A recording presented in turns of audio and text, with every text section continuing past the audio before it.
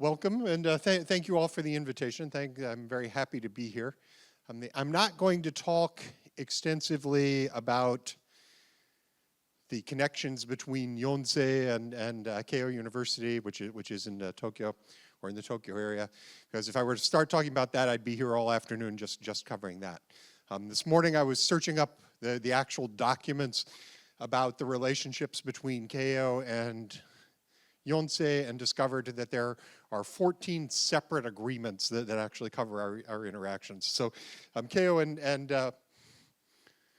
Yonsei have a long history together, and we're thrilled to be part of this, including particularly this trilateral connection with Yonsei and with National Taiwan University on quantum computing. So my background is in engineering. I am a computer engineer or a computer architect. I'm not a quantum physicist, and I'm not a computer science theorist. My background is in storage and networking and architecture and operating systems and things like that. But I've been working on quantum computing now for 22 years as of this month. So I want to show you a little bit about a particular result that's the result of our current active work, rather than going into sort of a really broad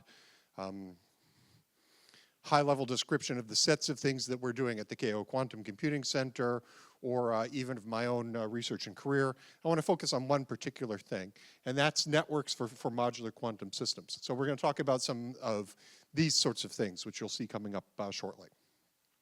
So this is just a list of some of the titles and organizations that I'm involved with, which we don't need to go into.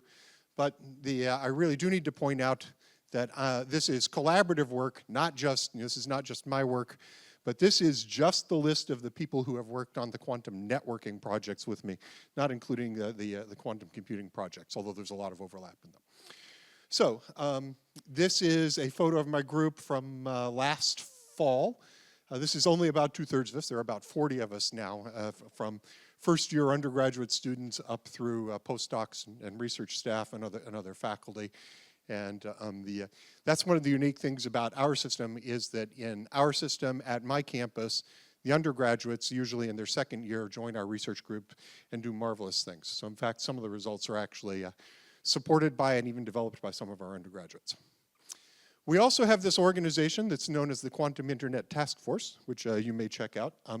This photo is from when the QITF was actually founded. I wasn't there because that was actually held the day that my sister was getting married in the United States.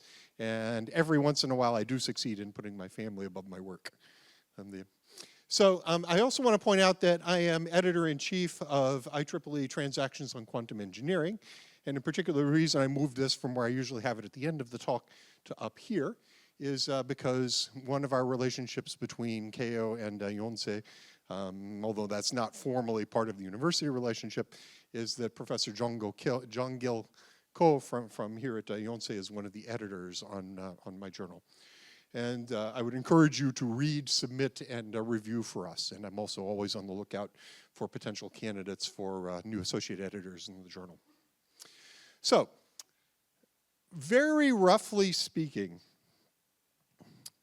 this is a roadmap of sort of where we have been in quantum communications over the last 4 decades and where we're going.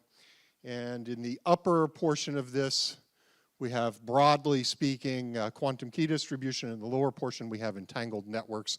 Those are roughly 2 classes of networks that have been developed around the idea of quantum communication.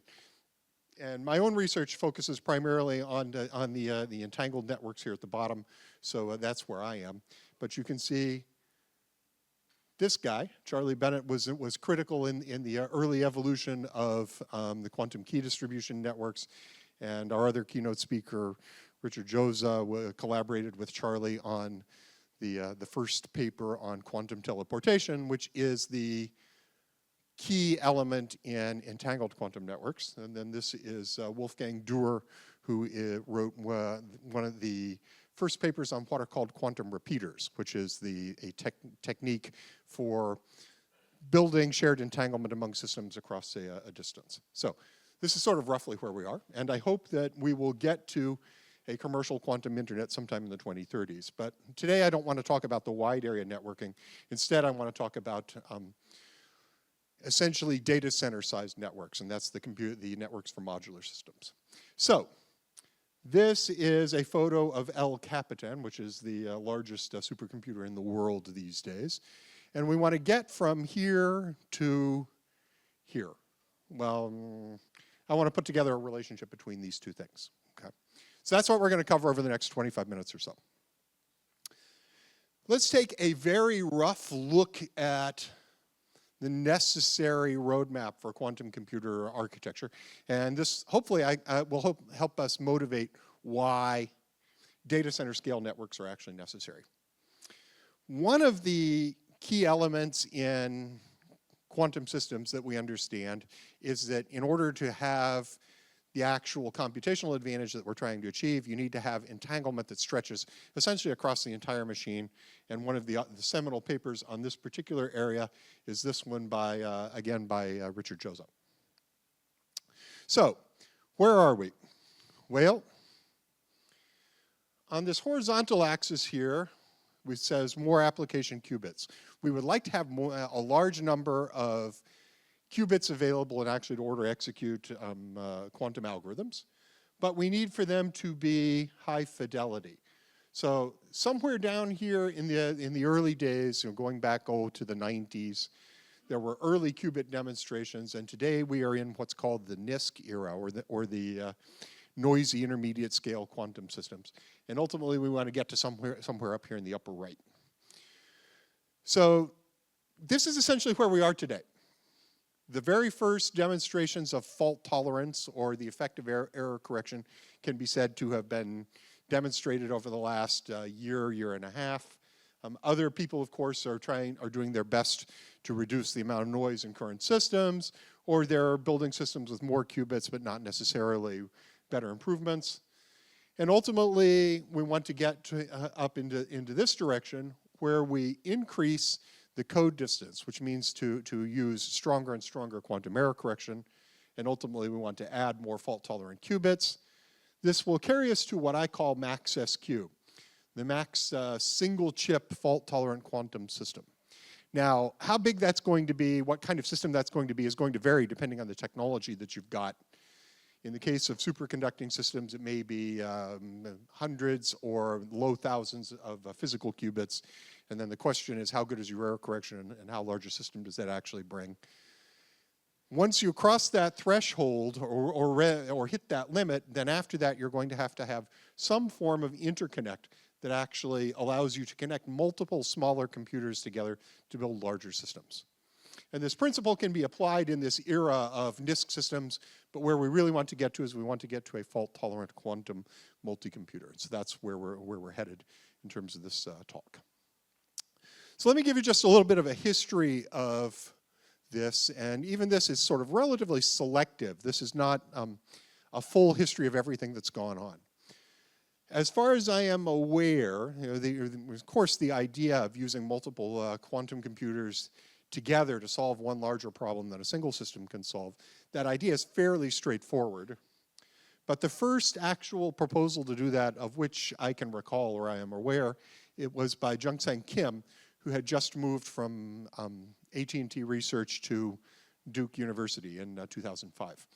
So he proposed a system with a group of nodes, this is here in the lower left here, connected via an optical interconnect. Each one of the nodes would hold multiple logical qubits, and there would be some sort of crossbar system that connected it all together.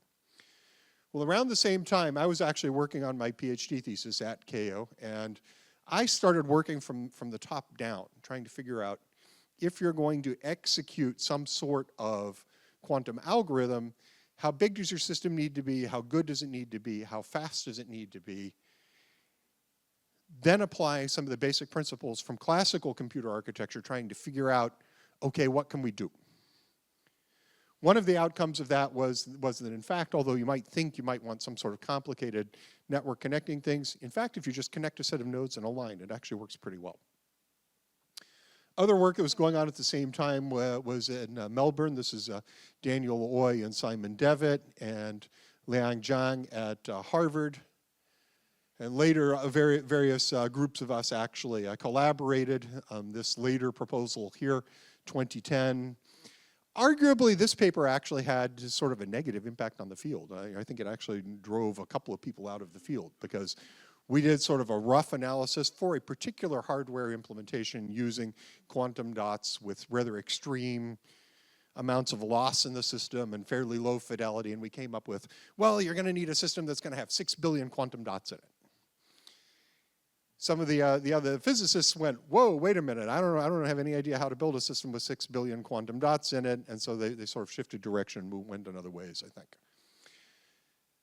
Not long after that, the group of Simon Benjamin at Oxford proposed that you could actually use very small nodes and execute the surface code form of quantum error correction between sets of smaller nodes, which is actually sort of echoes what Liang Zhang had actually done, except for a different code back at Harvard in 2006.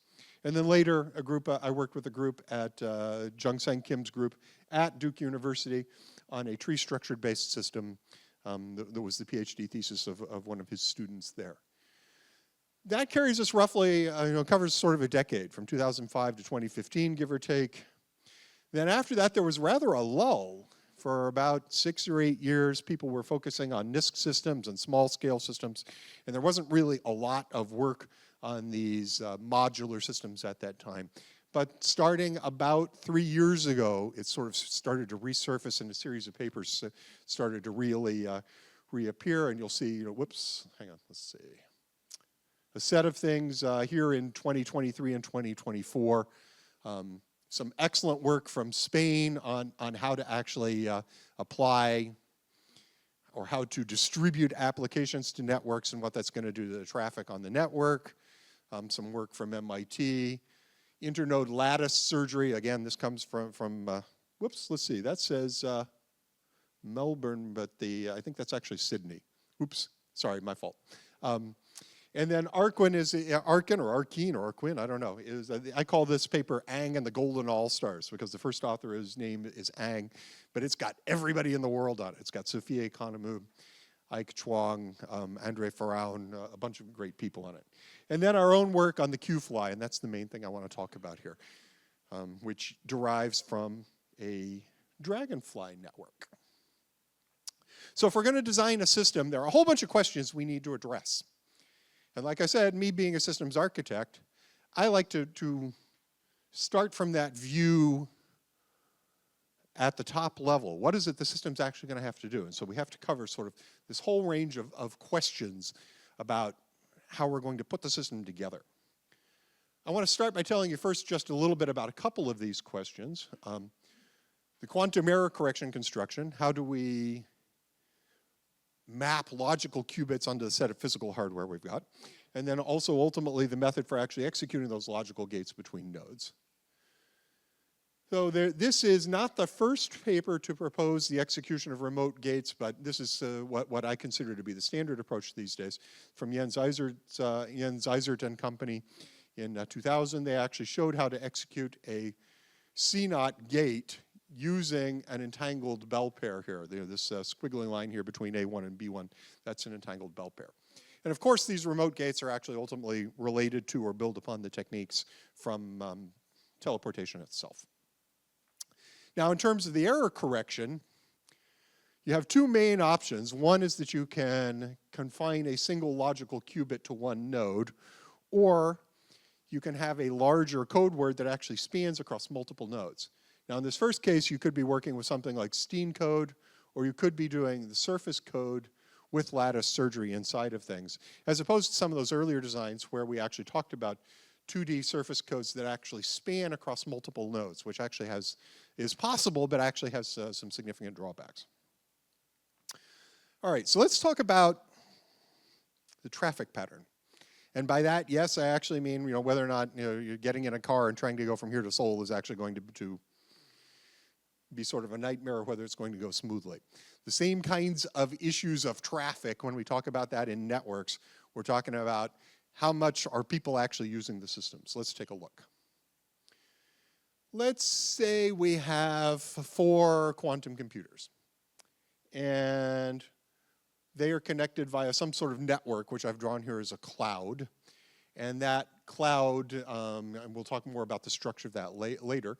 But what we want to know is we want to know what the utilization of that cloud is actually going to be.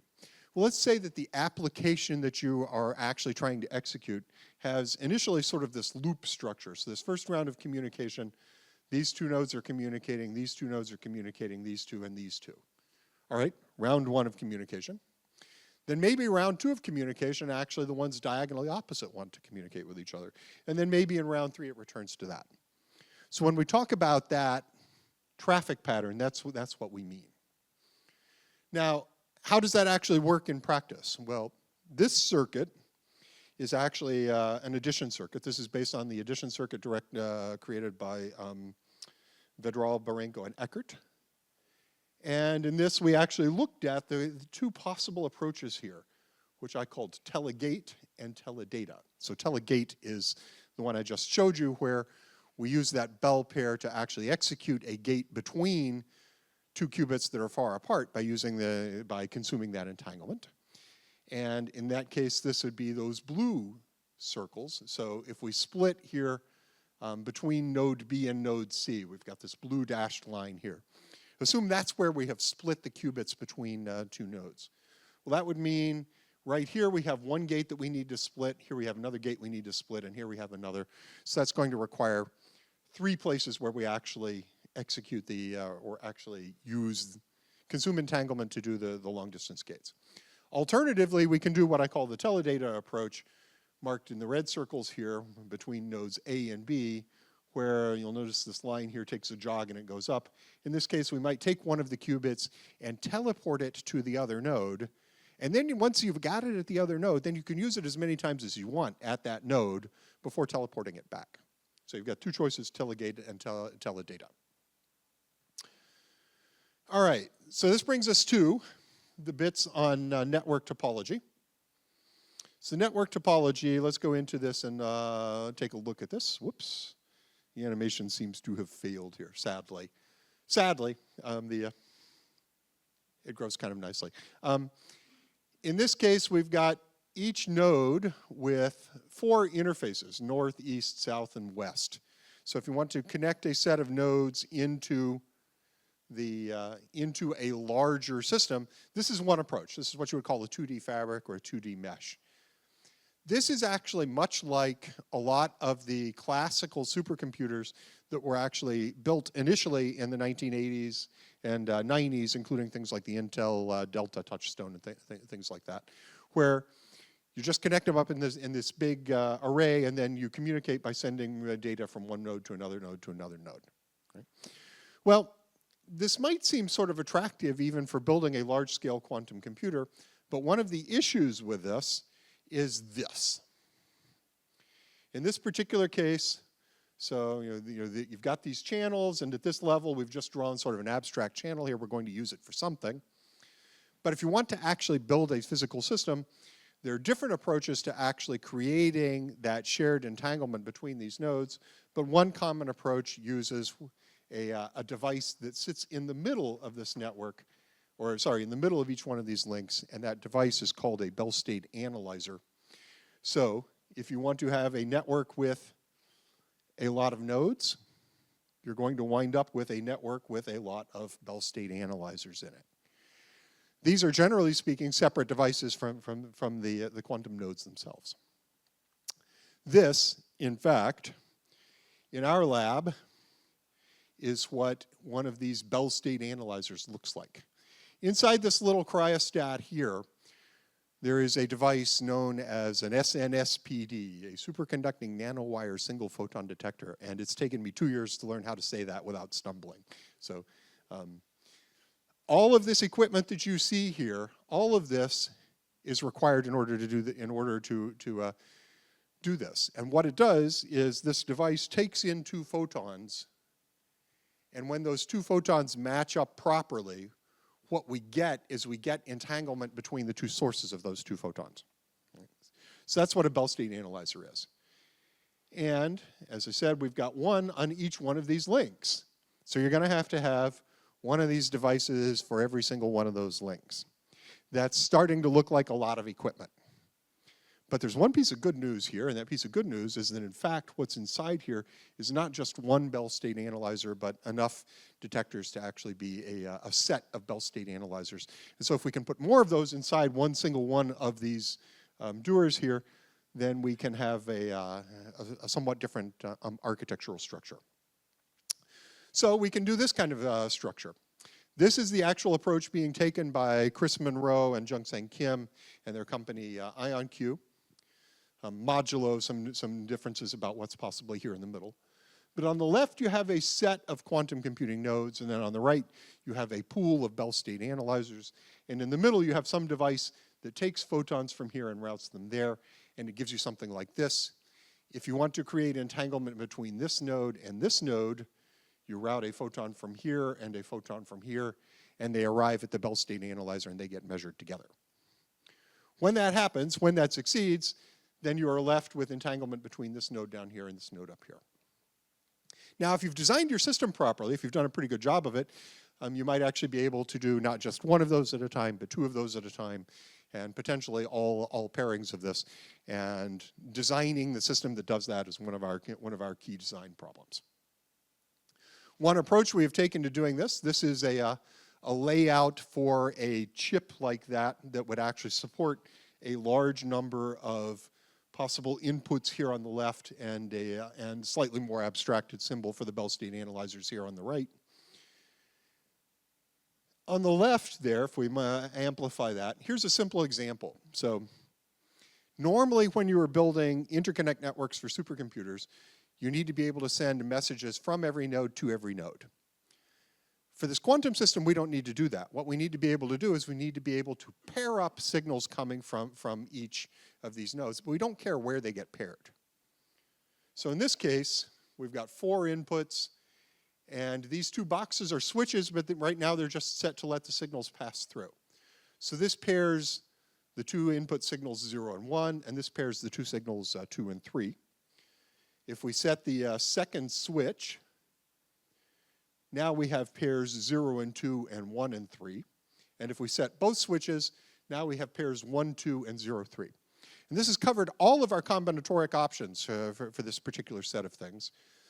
And if we do this, we scale this up into a system like this. This is one of several designs we have proposed. In fact, what we find is that by paying attention to this pairing problem rather than the all-to-all communication problem, we can actually reduce the amount of resources that are required by about a factor of 2, which can result in a dramatic reduction in the loss of those individual photons and a significant improvement in the performance of our system overall.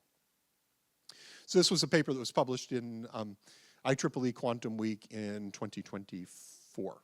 Yes, 2024.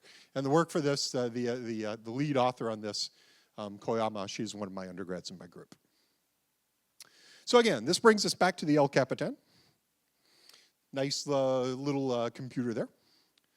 This little computer has a network like this inside of it.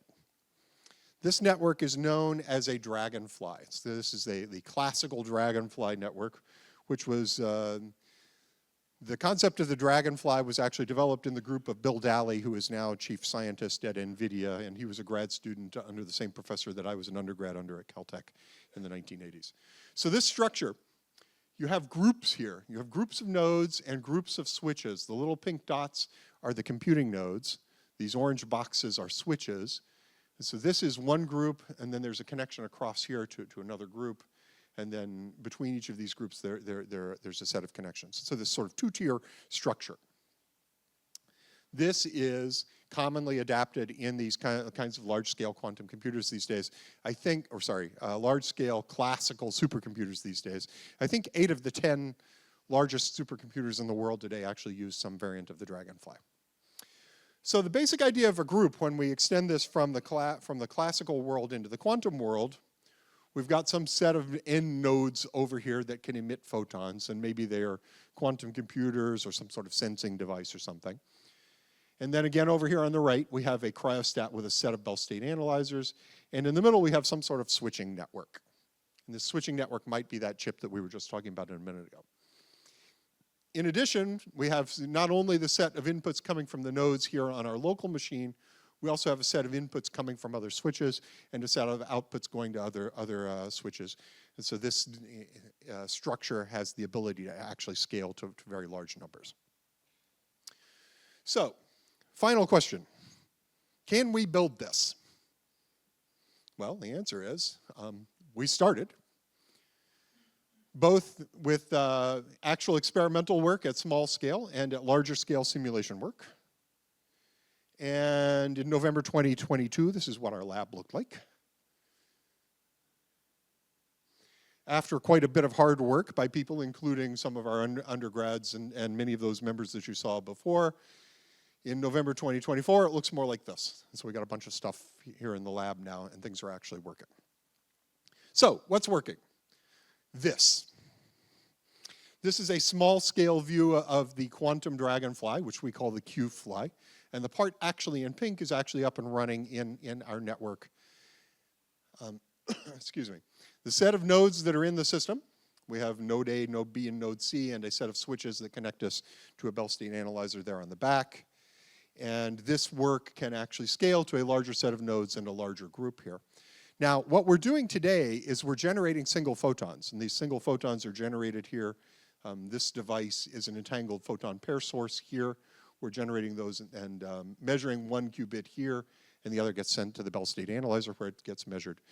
There is no computation yet in this network, and there are no computational nodes yet in this network, but the goal over time is to replace these individual nodes with computational nodes, probably starting first with ion trap nodes, which have the advantage that they actually spit out photons that we can put into an optical fiber and use there. If you scale it up, you get something that starts to look like this. This is still relatively small for a supercomputer-sized thing, but it's a diagram that actually still fits on the screen. And again, we can do local communication within each group, or we can do communication between nodes in other groups, and potentially we can actually parallelize some of this. But what's interesting and what matters in all of this ultimately is the number of switches the photons have to cross, because that's where we actually have the potential to lose quite a significant number of the photons. So here, both photons, each photon crosses a switch once, so our cost is 2.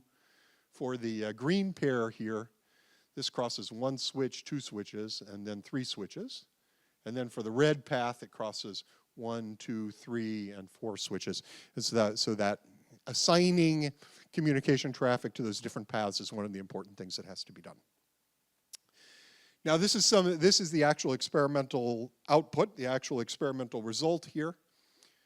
We generate Bell pairs or photon pairs with a fidelity of 94% here at node A, and also with 94% here at node B.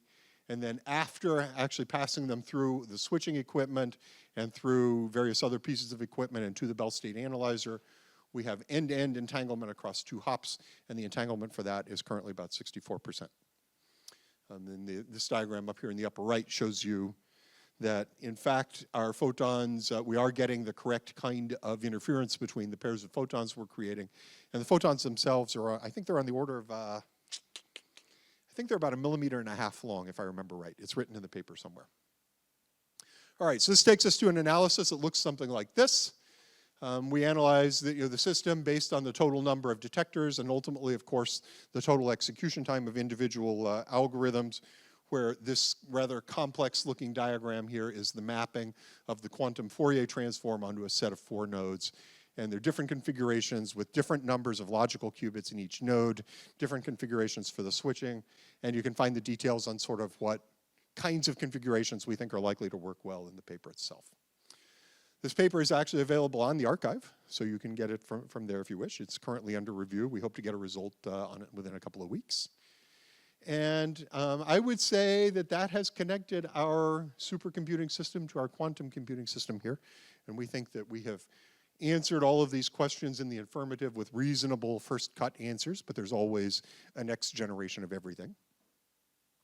And then some couple of final comments here in my last minute or so.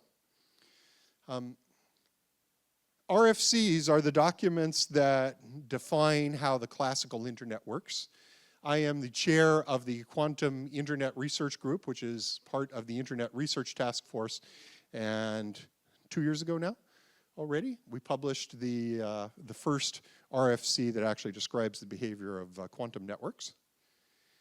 And we have an online course. This is Mikhail Hajdushek, who is a project associate professor in my group. We have a set of online courses on the fundamentals of quantum communications up through quantum internet. And the first one, there is a companion class or a companion textbook that is available that's on the archive, which we are hoping to get published soon. So if any of you would like to have that, you can find that at the QR code. And all of there are additional exercises and things with this course that are only available in the learning management system we have, but the videos are all available on YouTube, so you can find those on YouTube there. And with that, I will end, and I will encourage all of the younger students to actually go quantum native. You'll see I'm wearing my quantum native t-shirt, but I am too old to be quantum native because my definition of quantum native is students who learn classical computing and quantum computing at the same time. And I learned classical computing first, so I can't be quantum native. But the students sitting here and elsewhere, I think you all can. And with that, thank you all for your attention.